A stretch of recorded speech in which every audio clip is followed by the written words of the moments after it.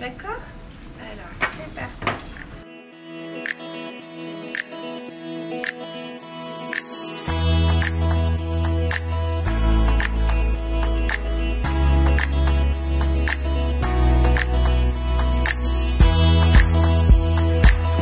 Donc c'est plutôt en groupe, oui. Oui, c'est un esprit, ça se pratique en groupe.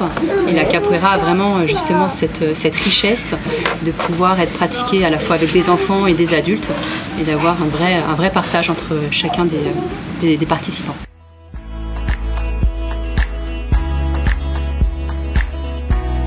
D'abord, c'est une proposition, une initiative, une idée des médiathécaires elles-mêmes. Et ça, c'est important de le souligner. Et là, c'était l'occasion, je crois, de démontrer que vous pouvez être à la fois sportif, attaché et intéressé à la culture. Et puis, dernière chose, c'était aussi faire parler les habitants, les usagers ou non-usagers des médiathèques. Et ça a du sens parce qu'il ne faut jamais oublier que tout ce qu'on fait, c'est pour nos habitants, nos usagers. Noam, tu as 9 ans et demi. Et tu fais quoi comme sport? Oui, c'était... J'en tire une satisfaction qui est plutôt cérébrale, c'est-à-dire que j'arrive à m'aérer la tête en pratiquant une discipline sportive et je pense qu'au-delà de cela, ce que je mesure pas, c'est tout le bienfait que ça peut faire à quelqu'un qui n'est plus sportif.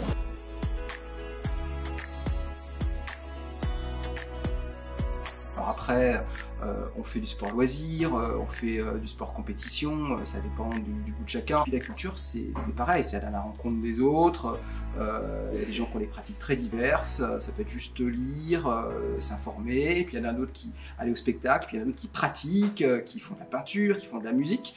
Et c'est cette diversité des pratiques qui est intéressante de souligner. Cette opération JOJR permet de faire dialoguer. Et c'est tout le but de notre projet, dont je veux dire un tout petit mot, Médiathèque de demain. On a engagé depuis maintenant 2 ans pour, je dirais, donner davantage de lumière à notre réseau de médiathèques, montrer que dans les médiathèques, on peut trouver plein de choses, pas simplement des livres. On a toujours en tête voilà, la bibliothèque, mais on peut aussi trouver plein de choses. On peut trouver évidemment des supports DVD, on peut trouver la musique, on peut trouver aussi des jeux vidéo, des jeux de société. Puis au-delà de pouvoir emprunter, on peut surtout venir vivre des événements